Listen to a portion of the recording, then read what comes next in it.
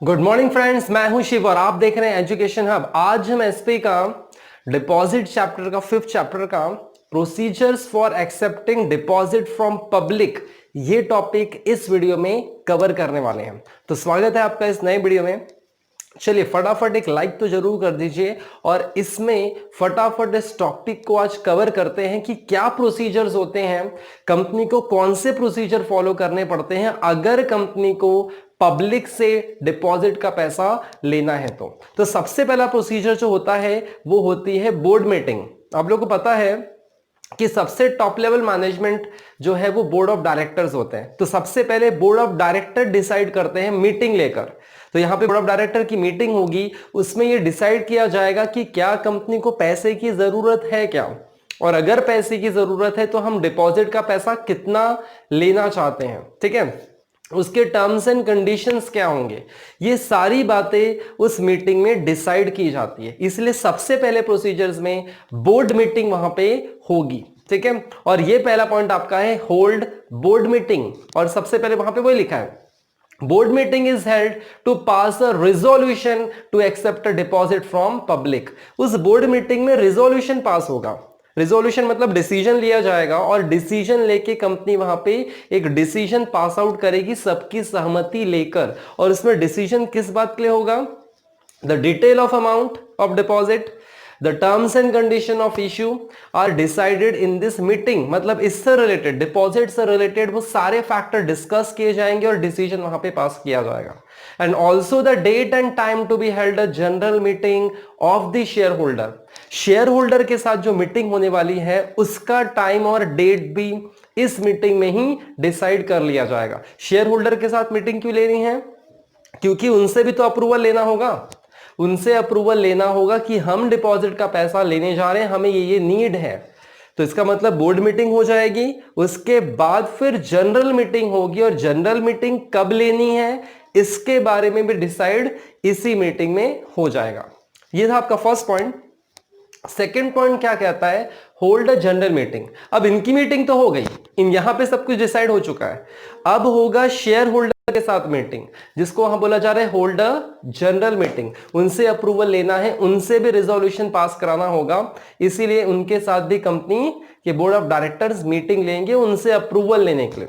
ठीक है, second point है ये, company hold a general meeting of the shareholder to seek their approval for accepting the deposit. Deposit का पैसा लेने के लिए कंपनी उनसे अप्रूवल लेने के लिए उनके साथ मीटिंग कंडक्ट करवाएगी, और इसमें भी स्पेशल रिजोल्यूशन पास होगा। और ये जो स्पेशल रिजोल्यूशन की एक कॉपी है, कंपनी को इसे आरओसी में जमा करना होगा, और कभी कभी आरबीआई में भी इसको सबमिट करने की जरूरत पड़ सकती है। ठीक है, इसका मतलब जनरल मीटिंग होगी, शेयर होल्डर का अप्रूवल होगा, स्पेशल रिजोल्यूशन पास होगा, और स्पेशल रिजोल्यूशन की कॉपी एक आरओसी में जमा करना है। और अगर आरबीआई को जमा करने की जरूरत पड़ी तो वहां पे भी आपको जमा करना पड़ेगा। तो ये था आपका सेकंड पॉइंट। थर्ड पॉइंट की ओर बढ़ते हैं, और थर्ड पॉइंट क्या कहता है? फिर से बोर्ड मीटिंग होगी। अब ये बोर्ड मीटिंग क्यों होगी? आपको पहले बोर्ड ऑफ डायरेक्टर ने डिसाइड किया, उनका अप्रूवल हो गया, शेयर होल्डर का अप्रूवल हो गया, इसका मतलब उसके बाद फिर बोर्ड ऑफ डायरेक्टर मीटिंग क्यों ले रहे हैं? बोर्ड ऑफ डायरेक्टर इसीलिए मीटिंग ले रहे हैं चाहे वो इस डिपॉजिट से रिलेटेड जो डॉक्यूमेंटेशन है उसकी ड्राफ्टिंग कर सकें। मतलब डिपॉजिट के लिए आपको डॉक्यूमेंटेशन ड्राफ्ट करना होगा, तो वो डॉक्यूमेंटेशन जो है वो ड्राफ्टिंग के लिए ये मीटिंग लेना जरूरी है। मतलब उसका ड्राफ्ट तैयार करने के लिए, बोर्ड ऑफ डायरेक्टर ये मीटिंग कंडक्ट करवाएंगे। ठीक है, अब डिपॉजिट इशू करने के लिए, मतलब डिपॉजिट का पैसा लेने के लिए आप कंपनी क्या करती है? एडवर्टाइजमेंट करती है। वो एडवर्टाइजमेंट की ड्राफ्टिंग तैयार होगी इस मीटिंग में, और उसमें क्या क्या लिखना है, क्या क्या नहीं लिखना है, ये सारी बातें डिस्कस की जाएगी as per companies act of course. तो क्या लिखा है देखते हैं। Board meeting is held to approve the draft advertisement. यहां पे मीटिंग हो रही है एडवर्टाइजमेंट की ड्राफ्टिंग तैयार करने के लिए। All necessary information are needed under the act. मैंने पहले ही कहा जो भी एडवर्टाइजमेंट में लिखना है एज पर कंपनी एक्ट आपको लिखना है, वो सारी चीजें इसमें इंक्लूड होनी चाहिए, इसका ध्यान रखा जाएगा, और इसी हिसाब से इसकी ड्राफ्टिंग की जाएगी। और इसमें ऑफ कोर्स डायरेक्टर की सिग्नेचर भी होगी। इसका मतलब इस मीटिंग में ड्राफ्टिंग के बारे में और अप्रूवल के बारे में सिग्नेचर्स वगैरह हो जाएगा, ड्राफ्टिंग तैयार हो जाएगी एडवर्टाइजमेंट की। और उसके बाद फोर्थ पॉइंट क्या कहता है, कंपनी यहां पे बैंक को अपॉइंट करेगी, अपॉइंट बैंकर। क्योंकि जैसे फॉर एग्जांपल हमारी जो कंपनी है मुंबई में है, ठीक है, मुंबई में है, तो अगर किसी को मुंबई के बाहर से पैसा डिपॉजिट के रूप में कंपनी में लगाना है तो ऑफ कोर्स वो मुंबई थोड़ी आएंगे, वो अपने ही सिटी में, अपने स्टेट के सिटी में ही किसी बैंक के ब्रांच में जाकर पैसे डिपॉजिट कर देंगे। तो कौन सी बैंक में डिपॉजिट करेंगे, वो बैंक का नाम तो स्पेसिफाई करना होगा कि नहीं कंपनी को, इसीलिए यहां पे बैंक को चुना जाएगा, ठीक है। और वो बैंक का नाम वहां पे आपको एडवर्टाइजमेंट में मेंशन करना होगा, चाहे डिपॉजिटर उस आपकी सिटी में ना आए, अपने ही स्टेट के किसी भी सिटी में उस पर्टिकुलर बैंक में जाकर उस पैसे को जमा कर दे और फॉर्म जमा कर दे, इसका मतलब इसीलिए बैंक का अपॉइंटमेंट करना भी जरूरी है। तो फोर्थ पॉइंट आपका यही कहता है, company has to appoint a banker where the applicant submit their application form with deposit money. Application के फॉर्म के साथ आपको डिपॉजिट का पैसा जमा करवाना होगा उनसे, तो वो कहां जमा करेंगे, किसी पर्टिकुलर बैंक में। तो बैंक का भी डिसीजन लेना होगा कि कौन से बैंक में वो लोग जमा करेंगे, इसका डिसीजन वहां पे ले लिया जाएगा। ये था आपका फोर्थ पॉइंट। फिफ्थ पॉइंट क्या कहता है, ऑब्टेन क्रेडिट रेटिंग। अब क्रेडिट रेटिंग के बारे में हम लोग बहुत बार पढ़ चुके हैं। तो कुछ एजेंसीज होती है जो आपको रेटिंग देती है, उस रेटिंग से पता चलता है कि कंपनी कितनी ईमानदार है, कंपनी की फाइनेंशियल पोजीशन क्या है, कंपनी ने इसके पहले लोन लिया था उसका रिपेमेंट किया या फिर नहीं किया, ये सारी बातें उस रेटिंग से पता चल जाती है, ठीक है। और ये रेटिंग आपको एडवर्टाइजमेंट में मेंशन करना ही होगा। ये था आपका फिफ्थ पॉइंट। फिफ्थ पॉइंट में मतलब यही लिखा है कि आपको क्रेडिट रेटिंग लेनी है और इसको एडवर्टाइजमेंट में शो भी करना पड़ेगा, मेंशन करना होगा, इसका मतलब। सिक्स पॉइंट क्या कहता है, सिक्स पॉइंट की ओर बढ़ते हैं और उसमें लिखा है appoint deposit trustee. Deposit trustee कौन होते हैं हमने देख लिया है ऑलरेडी। तो डिपॉजिट ट्रस्टी जो डिपॉजिटर के हित के बारे में सोचेंगे तो उनका अपॉइंटमेंट भी जरूरी है, और एक से ज्यादा डिपॉजिट ट्रस्टी को हम अपॉइंट कर सकते हैं, ठीक है। और ऑफ कोर्स उनका अपॉइंटमेंट होने के लिए उनसे रिलेटेड जो उनकी डीड बनेगी, तो उनसे रिलेटेड जो टर्म्स एंड कंडीशन होगी वो उनसे एग्री करवाकर हमें उनके साथ कॉन्ट्रैक्ट साइन करनी पड़ेगी, डीड बनानी पड़ेगी, इसका मतलब, ठीक है। तो वही पॉइंट वहां पे है, company has to appoint one or more deposit trustees and trustee deed contain the terms and condition agreed upon between the company and the trustee। मतलब उन दोनों के बीच में, कंपनी के बीच में और ट्रस्टी के बीच में जो भी टर्म्स एंड कंडीशन होगी वो डीड में लिखी जाएगी। और of course this deed has a sign at least 7 days before. ये 7 दिन पहले, एडवर्टाइजमेंट के 7 दिन पहले ये डीड बन जानी चाहिए, सिग्नेचर हो जानी चाहिए। चाहे जब हम एडवर्टाइजमेंट करें तो ट्रस्टी का नाम भी उसमें मेंशन करना पड़ेगा, इसीलिए डीड बनकर तैयार होनी चाहिए एज पर कंपनी एक्ट, ठीक है। ये था आपका 6 पॉइंट। और 7 पॉइंट क्या कहता है, टेक डिपॉजिट इंश्योरेंस। तो कंपनी को डिपॉजिट इंश्योरेंस भी लेना होगा, और डिपॉजिट इंश्योरेंस लेने के लिए company has to entered into an agreement with insurance company. Insurance company के साथ उनको एग्रीमेंट साइन करनी होगी, और वो एग्रीमेंट साइन करने के बाद आपको, और ये एग्रीमेंट कब साइन हो जाना चाहिए, should be sign at least 30 days before. मतलब 30 days बिफोर ये एग्रीमेंट साइन कंपनी की हो जानी चाहिए, नहीं तो क्योंकि हमें इसके बारे में भी एडवर्टाइजमेंट में हो सकता है मेंशन करना पड़े, इसीलिए उनके साथ एग्रीमेंट भी साइन हो जानी चाहिए 30 days पहले, ठीक है। 8 पॉइंट क्या कहता है, 8 पॉइंट आपका कहता है file a copy of advertisement with ROC. ROC में एडवर्टाइजमेंट की एक कॉपी आपको देनी होगी, जमा करनी होगी, फाइल करनी होगी, उनको बताना होगा कि हाँ भाई हमने इस तरह से एडवर्टाइजमेंट किया है। The copy of advertisement has to be file with the ROC.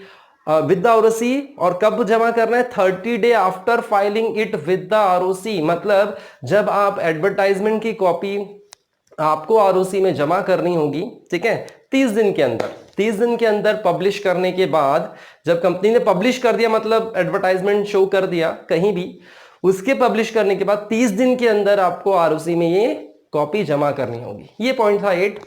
9 point क्या कहता है, advertisement to the public. Company has to issue advertisement after 30 days of filing with ROC. मतलब 30 दिन के बाद फाइलिंग करने के बाद आप पब्लिक में ये एडवर्टाइजमेंट क्या कर सकते हैं, पब्लिश कर सकते हैं, ठीक है। And the advertisement has to be publish in one English newspaper and एक फेमस न्यूज़पेपर जो वहां पे लैंग्वेज चलती है, वहां पे आपको ये एडवर्टाइजमेंट सर्कुलेट करना होगा। क्योंकि जब तक ये एडवर्टाइजमेंट सब तक नहीं पहुंचेगा तब तक कंपनी में डिपॉजिट का पैसा कहां से आएगा। इसीलिए बोल रहे हैं एक इंग्लिश न्यूज़पेपर होना चाहिए और वो जो वहां का लैंग्वेज होगा, फेमस जो पेपर चलता होगा, वहां पे आपको इस एडवर्टाइजमेंट को दिखाना होगा, ठीक है। ये था आपका 9 पॉइंट। 10 पॉइंट क्या कहता है, upload the advertisement on the company website. Company की वेबसाइट तो होती है आज की तारीख में, आज की तारीख में सारी कंपनियां ऑनलाइन ट्रांजैक्शंस करती हैं, तो उनके वेबसाइट पे एडवर्टाइजमेंट अपलोड कर दो। चाहे कहीं ना कहीं तरीके से कंपनी के वेबसाइट से एडवर्टाइजमेंट हो रहा है, न्यूज़पेपर के थ्रू एडवर्टाइजमेंट हो रहा है, न्यूज़ चैनल पे भी इसका एडवर्टाइजमेंट चलता है, हर तरीके से लोगों तक पहुंचा जाए और उनसे पैसे डिपॉजिट के लिए जाए, ये मोटिव होता है ओवरऑल। इसीलिए वेबसाइट पे भी डाल दीजिए। After releasing advertisement to the public he has to upload of the company website. Company website पे भी इसको अपलोड करना होगा, ठीक है। 11 पॉइंट क्या कहता है, collect application form and money.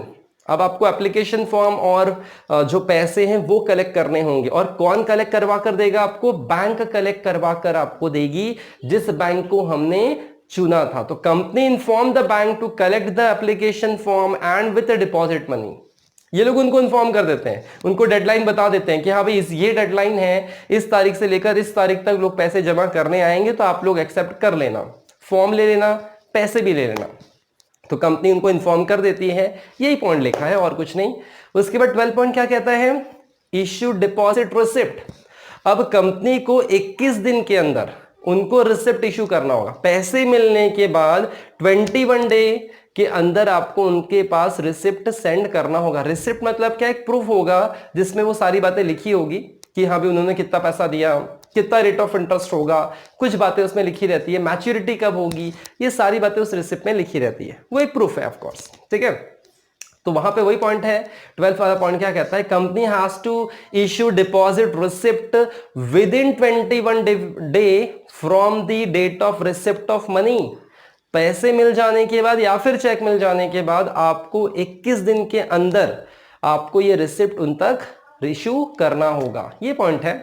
13 point क्या कहता है, create charge on asset. Charge on asset आपको ऑलरेडी पता है, तो यहां पे चार्ज ऑन एसेट क्रिएट करना होगा with in 30 days of acceptance of deposit, इतना ही पॉइंट है वो। मतलब चार्ज ऑन एसेट क्रिएट करना है 30 दिन के अंदर, जब से पैसे आपको मिल चुके होंगे। ये था आपका 13 पॉइंट। इजी पॉइंट है एक एक लाइन के, तो आपको इजीली समझ में आ जाएगा। 14 पॉइंट क्या कहता है, make entry in registered of deposit. Deposit की एक रजिस्टर मेंटेन करनी है, उसमें उन सब की डिटेल मेंटेन करनी होगी, ठीक है। विद इन 7 डेज, वो भी within 7 days from the date of issue. Receipt issue जो हमने किया था उसके 7 दिन के अंदर secretary has enter the detail of deposit collected in the registered of deposit. उसमें सारी फैक्टर्स आपको बताने पड़ेंगे, और इसमें ऑथराइज वेरिफिकेशन भी होगा, सिग्नेचर होगी। मतलब एक रजिस्टर मेंटेन करना है, उनसे उस सब की डिटेल आपको मेंटेन करनी है और कुछ नहीं, ठीक है। 5th पॉइंट क्या कहता है, 15 पॉइंट सॉरी 15 मतलब लास्ट वाला पॉइंट कहता है, file return of deposit with ROC. मतलब आपको इसकी एक समरी बनानी होगी, और हर साल आपको 30 जून के अंदर, आपको 30 जून के पहले, इसका मतलब उसकी रिटर्न फाइल कॉपी आपको गवर्नमेंट में जाकर जमा करनी होगी। ये था आपका ओवरऑल सारे पॉइंट्स, ठीक है, जो कि हमने देखे, जो भी प्रोसीजर्स है पब्लिक से डिपॉजिट का पैसा लेने के लिए, ठीक है। मिलते हैं नेक्स्ट पॉइंट पे, नेक्स्ट टॉपिक पे, इसका मतलब नेक्स्ट वीडियो में। और चैनल पे बने रहिए, चैनल को लाइक और शेयर जरूर कर दीजिएगा आप लोग, चाहे बच्चों तक ये वीडियो पहुंचे और उनको भी इसका फायदा मिले, ठीक है। मिलते हैं नेक्स्ट वीडियो में, तब तक के लिए जय हिंद।